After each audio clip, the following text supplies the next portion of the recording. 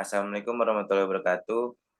Nama saya Abdul Nur Cahyo dari Prodi Sosiologi dan teman saya. Siselia Cahya Alif Fahrizi dari Prodi Hubungan Internasional. Kami dari kelompok 8 ingin mempresentasikan tentang organisasi kelompok, dan presentasi yang pertama akan dibacakan oleh teman saya, Cicelia. Oke. Saya akan menjelaskan mengenai definisi kelompok menurut Zemasionis.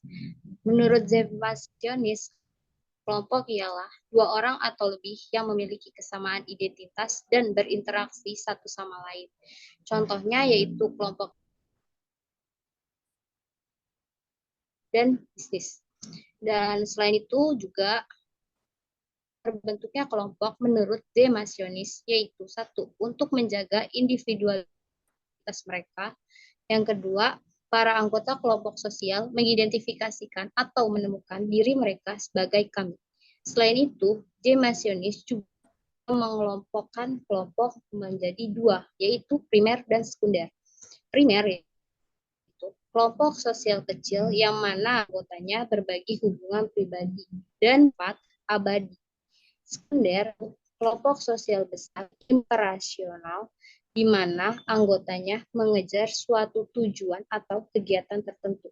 Dan kelompok sekunder ini bersifat lemah dan sedikit pengetahuan satu sama lain. Selain itu, jenis kelompok juga ada in-group dan out-group. Dalam kelompok ini, di dalam kelompok in-group, yaitu dalam kelompoknya anggotanya merasa terhormati dan bersifat persahabatan sama. Sedangkan out group yaitu merasa bersaing dan bersifat menggambarkan kecenderungan perbedaan dan permusuhan.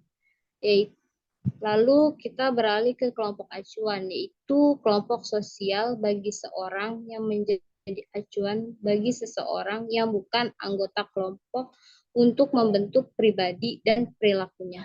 Sekian penjelasan kelompok dari saya dan akan dilanjutkan oleh teman saya, Abdul. Saya akan memulai dari organisasi formal.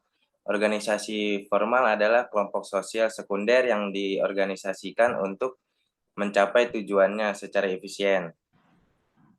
Zemasionis membagi organisasi formal menjadi 3 tipe organisasi, yaitu organisasi utilitarian, organisasi yang membayar orang untuk usaha mereka, dan organisasi normatif.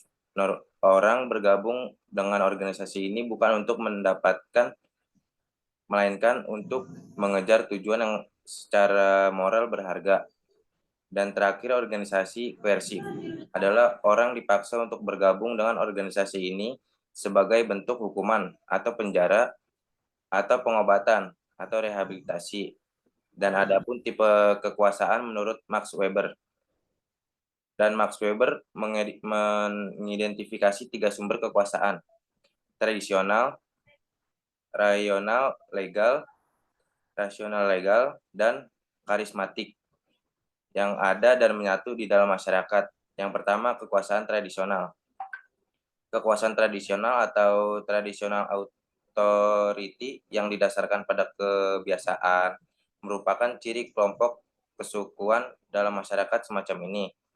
Kebiasaan ditentukan hubungan-hubungan dasar, kelahiran dalam suatu keluarga tertentu, misalnya menjadikan seorang kepala, raja atau ratu, menurut James M. Henslin. Dan adapun kekuasaan rasional legal. Kekuasaan rasional legal atau rational legal authority tidaklah disarankan pada kebiasaan, melainkan pada peraturan tertulis. Rasional berarti masuk akal, dan legal berarti merupakan bagian dari hukum, seperti suatu kontrak antara dua orang individu, karena birokrasi didasarkan pada peraturan tertulis. Kekuasaan rasional legal terkadang disebut birokratis. Dan yang terakhir, ada kekuasaan karismatis. Kekuasaan karismatis atau charismatic authority, karisma berasal dari kata Yunani yang berarti hadiah yang diberikan secara bebas dan anggun. Menurut Lipset 1993, sebagaimana yang dikutip Henslin, seorang individu karismatis ialah seorang yang menarik bagi orang lain karena mereka percaya bahwa orang tersebut telah tersentuh oleh Tuhan atau telah dianugerahi kemampuan luar biasa oleh alam. Sudah selesai. Sekian dari kelompok kami. Wassalamualaikum warahmatullahi wabarakatuh.